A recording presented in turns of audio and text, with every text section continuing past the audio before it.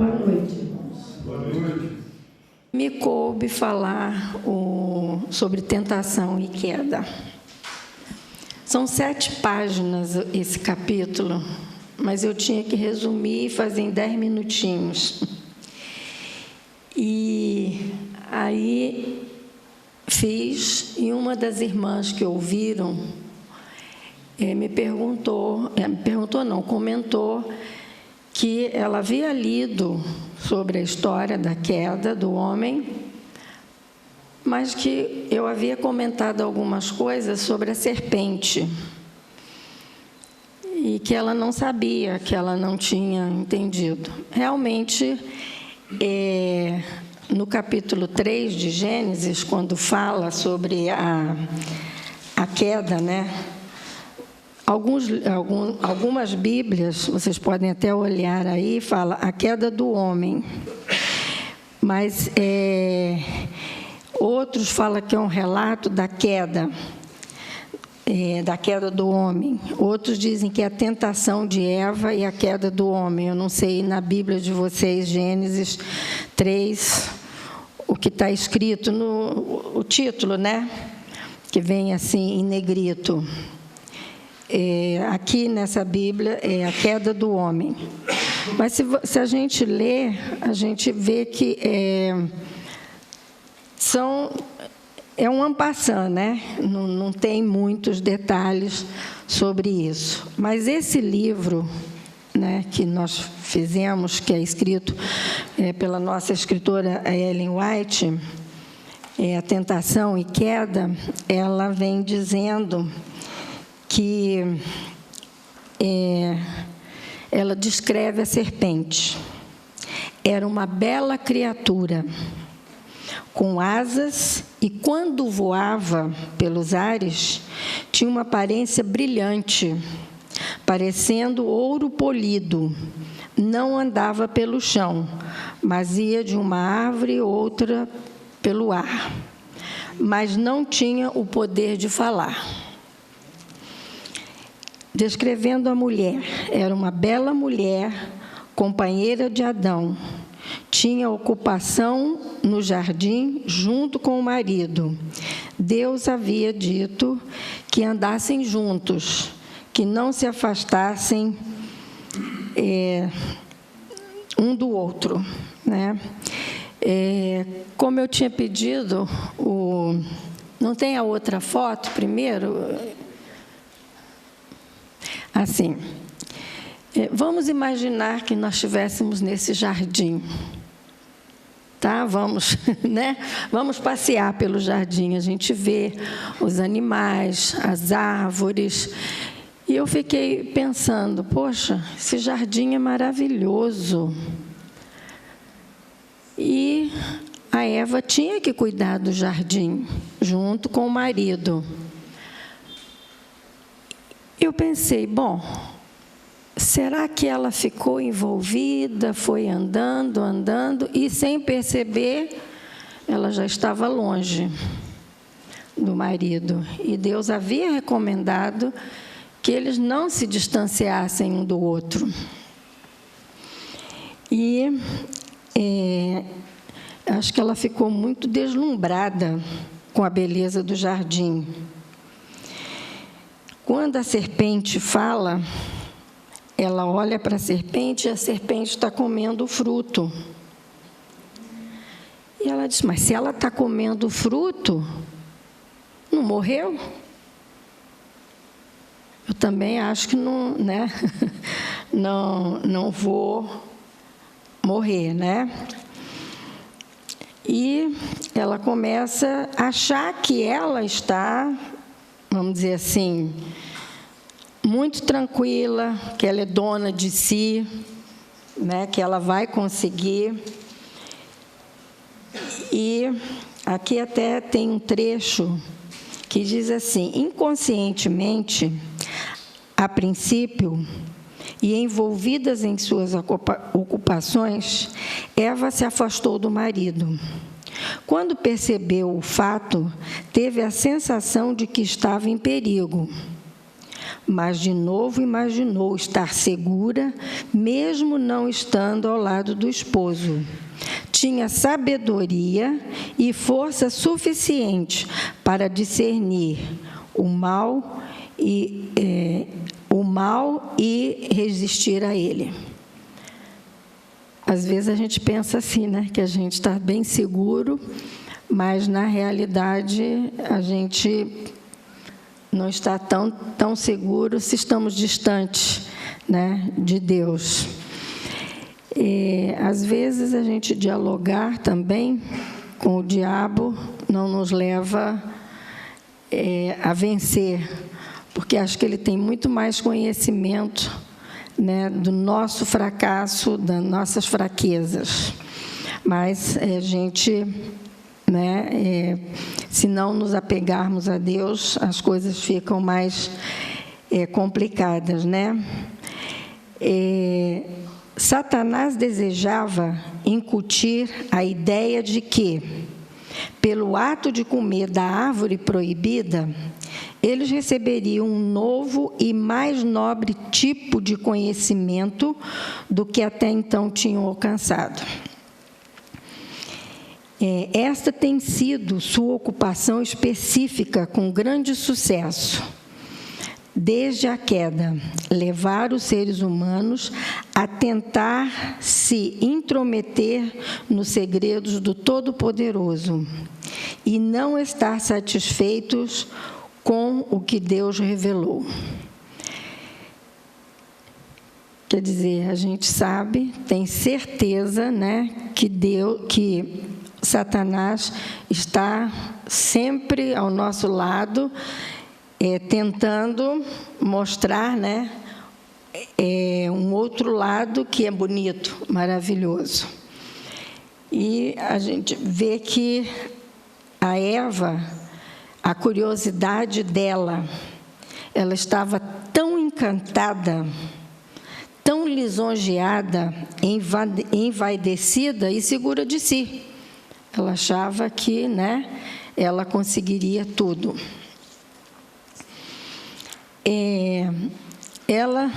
Eva se transforma a tentadora.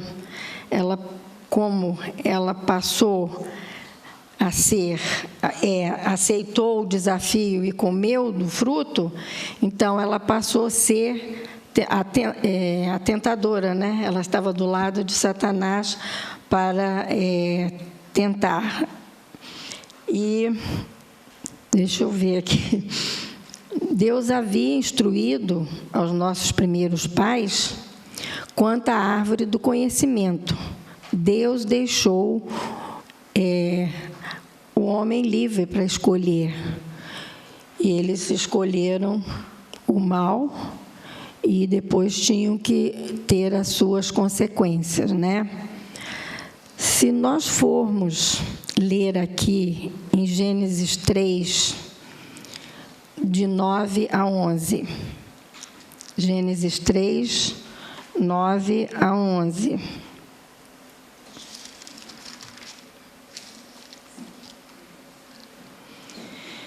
E chamou o Senhor Deus ao homem e lhe perguntou: onde está? Porque ele já havia, né, eles já haviam comido do fruto. Eu imagino que, outro dia até comentei isso na classe, que Adão devia ter pensado: poxa, se Deus me deu uma mulher, né, tirou da minha costela para estar do meu lado, será que Ele não me daria outra? Não, isso fui eu que pensei, né? Porque se Deus havia dado, por que não dar outra mulher para ele? Tinha, pois é. Tinha outras costelas que ele poderia tirar, né? Mas, infelizmente, ele não pensou assim. Acho que ele estava bem apaixonado, porque diz que era uma mulher muito bonita, né? E ele deve ter dito: não, eu preciso mantê-la do meu lado, né? E aí ele resolveu comer, né, do fruto também.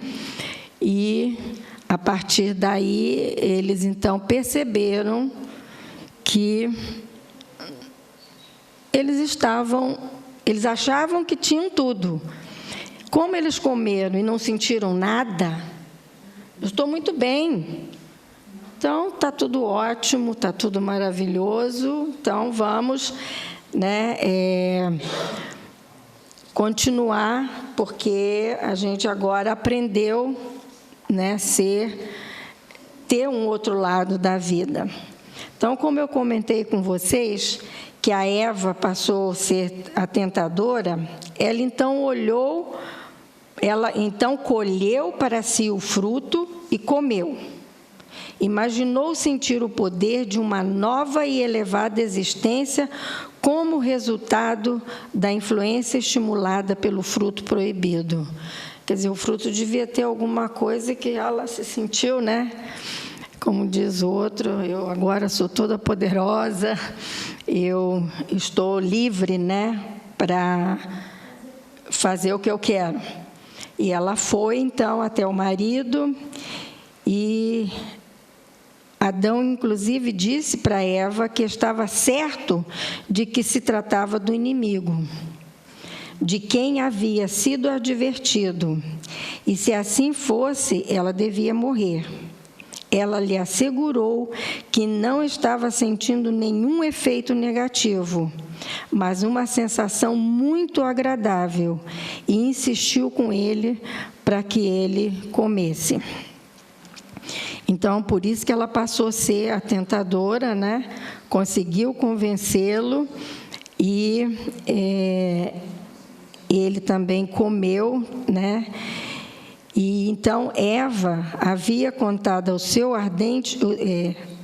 ardente amor por ele e da sensação prazerosa do fruto, e ele decidiu comer e enfrentar as consequências. Você vê, ela convenceu, né? Tem muita gente que diz que a mulher, quando quer estragar um homem, quando quer acabar com um homem, ela consegue, né?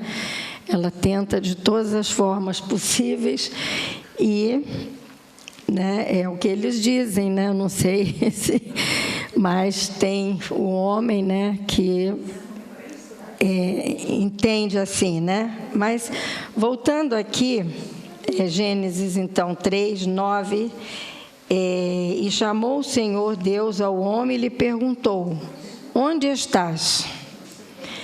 Ele respondeu: ouvi a tua voz no jardim, e porque estava nu, tive medo e me escondi. Perguntou-lhe Deus: quem te fez saber que estavas nu? Comeste da árvore de que te ordenei que não comesses? Quer dizer, eles viviam no jardim do Éden nus, mas eles não se percebiam, porque a luz de Deus era maravilhosa, e assim que eles comeram do fruto, eles viram, né, que já não era mais do jeito que eles estavam imaginando, né? Tem um outro pedacinho aqui do livro que diz que depois da sua transgressão, Adão, a princípio, se imaginou passando por uma nova e mais elevada existência. Mas logo o pensamento do seu pecado o encheu de terror. O ar, que até então havia sido uma temperatura agradável e uniforme, parecia-lhes muito frio. O casal culpado experimentava uma sensação de pecado. Sentia um temor pelo futuro e a falta de alguma coisa, uma nudez, inclusive da alma, não só, né, do corpo, mas também da alma. E a gente pensando, né, como eles devem ter se sentido, e aí logo em seguida Deus vem, e a gente tem Gênesis 3, 9 a 11 nós já lemos. Mas Gênesis 3, 14 a 19, que então vem a maldição pelo pecado. Então o Senhor Deus disse à serpente: visto que isso fizeste, maldita és entre todos os animais domésticos e és entre todos os animais selváticos. Rastejarás sobre o teu ventre e comerás pó todos os dias da tua vida. Aqui a gente percebe que, então, o que a irmã White fala no início, que era muito bonita e que ela voava pelas árvores, agora Deus amaldiçoa e ela passa a ser, ela deve ter perdido as asas, né? Já não poderia mais voar, e ela então ia rastejar, né, pela terra. Seria, né? Então, vamos continuar com a maldição. Primeiro foi para a serpente. Depois ele fala para a mulher: porém inimizade, quer dizer, continua com a serpente. Porém inimizade entre ti e a mulher, entre a tua descendência e os seus descendentes. Este te ferirá a cabeça e tu lhe ferirás o calcanhar. E a mulher disse: multiplicarei sobremodo os sofrimentos da tua gravidez. Em meio de dores darás à luz a filhos. O teu desejo será para o teu marido e ele te governará. E Adão disse: visto que atendeste à voz da tua mulher e comeste da árvore que eu te ordenara que não comesses, maldita é a terra por tua causa. Em fadigas obterás dela o sustento durante os dias de tua vida. Ela produzirá também cardos e abrolhos, e tu comerás a erva do campo. No suor do teu rosto comerás o teu pão, até que te tornes a terra, pois dela foste formado, porque tu és o pó, e ao pó te tornarás.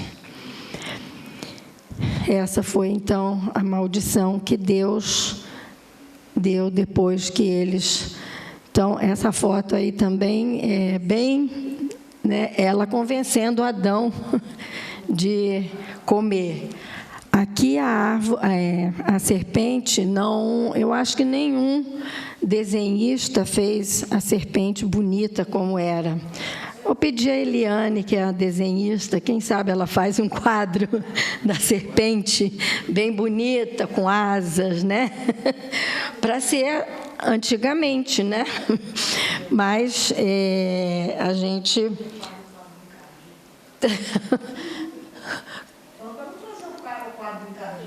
Não, não é encardida, ela vai desenhar agora. Para ser, porque a gente ter uma noção, né, que eu até procurei antes de pedir o Rafael que me ajudasse, se tinha alguma foto da serpente com asa, ela, né? Quando Deus criou, mas não, realmente antes do pecado, realmente antes do pecado, desenhar serpente antes do pecado. Ela está anotando lá para poder ver se, né?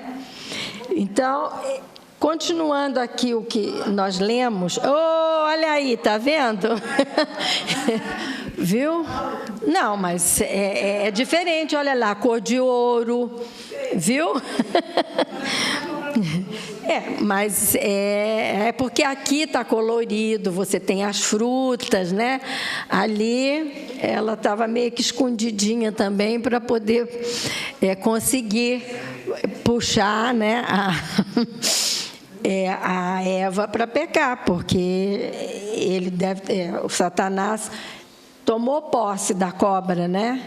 E aí e ela sabia que os animais não falavam e aceitou, ela dialogou, né, com o diabo.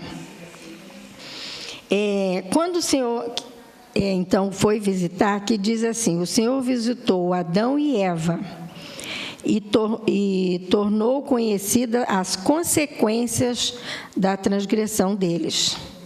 No momento em que perceberam a presença majestosa de Deus, procuraram se esconder daquele com quem antes tinham o prazer de se encontrar, quando estavam em sua condição de inocência e santidade. O Senhor Deus chamou o homem perguntando: onde estás? E ele respondeu: ouvi teus passos no jardim e fiquei com medo, porque estava nu.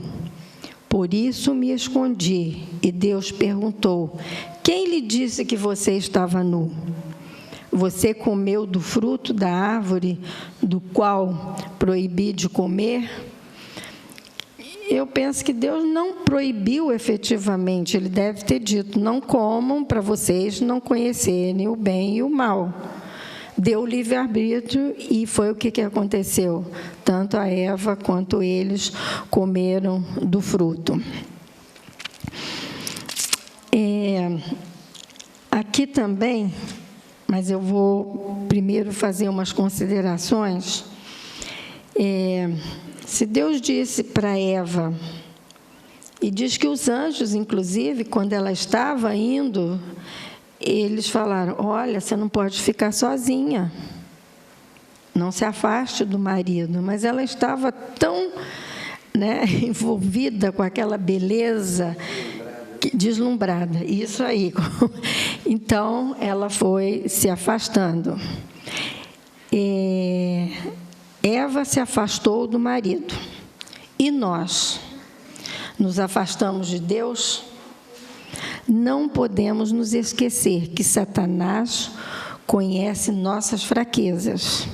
E ele é astuto e aproveita toda a oportunidade para nos levar a pecar. Outra coisa, a dúvida. Eva ficou com dúvida. É o inimigo, não é? Mas ele está comendo a fruta. Se ele não morrer, se a serpente não morreu.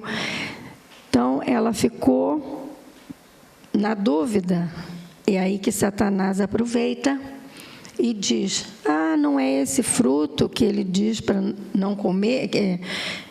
E foi enganando, foi levando. E aí o que aconteceu? Ela comeu do fruto e depois deu para o seu marido. Então, nós não devemos, quando estamos com dúvida, nos aproximarmos de Deus, porque a gente não deve dialogar com o inimigo. Ele conhece a palavra, talvez muito mais do que a gente, porque ele viveu com Deus, ele sabe tudo. E ele vai nos tentar justamente aonde nós somos fracos. É aonde, ele sabe que ali ele pode fazer qualquer um de nós pecarmos. Porque ele sabe, ele entende, ele conhece muito bem as nossas fraquezas.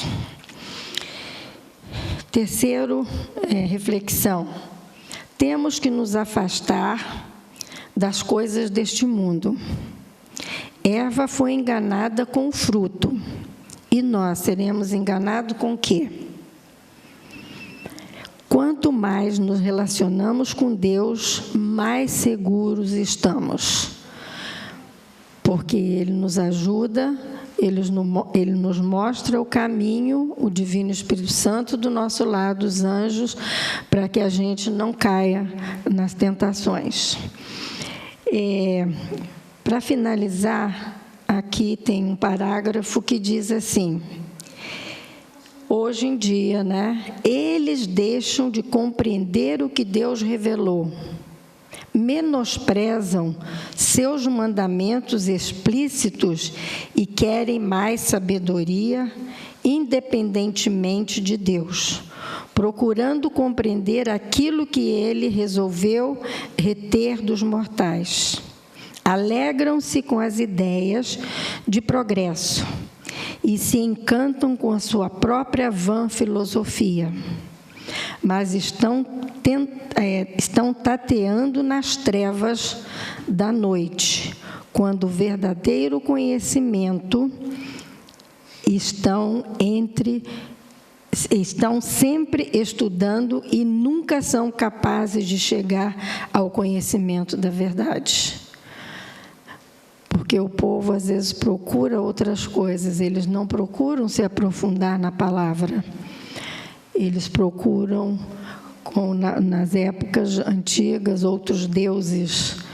E não adianta, Deus é o único, Deus é aquele que nos guia, que nos protege e que cuida de todos nós. Que nós possamos estar sempre atentos, não duvidarmos, das bênçãos de Deus e tentarmos afastar-nos das coisas deste mundo. Amém.